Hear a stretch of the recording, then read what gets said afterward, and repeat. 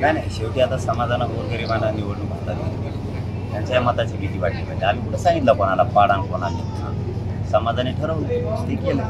समाजाच्या मताची किंमत झाली. गोरगरिबाला किंमत देत नव्हती. आता गोरगरिबाला किंमत आली. माझ्या गोरगरीब मराठ्यांच्या चपलासाठी पाय पडायला लागले. किंमत येणं गरजेचं होतं, आली. आम्ही कुठं सांगितलं कोणाला महायुतीला पाडा किंवा महाविकास आघाडीला पाडा. समाजानं ठरवलं, त्यांच्या खांद्यावरती जबाबदारी होती, त्यांनी बरोबर केलं. काय करायचे त्यांना जे योग्य वाटलं ते समाजाने केले. काल परवा आपण घोषणा केली होती की अंतरवली सोडून इतर ठिकाणी उपोषण करणार, परंतु गावातील महिला भगिनींनी विरोध केला, तुमच्या समोर टाहो फोडला. त्यानंतर आपण काय निर्णय घेतला?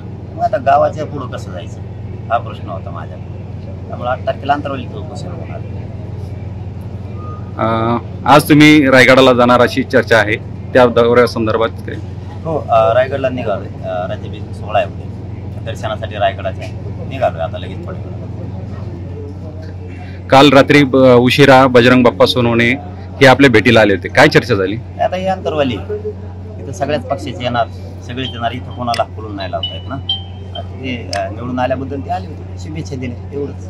आणि सगळेच पक्षाचे येतात ना, तेच आले म्हणजे सगळे. अजून जे भेटायला आले ते बाजू मांडू असं काही तुम्हाला चर्चा झाली तुमच्यासोबत त्याची?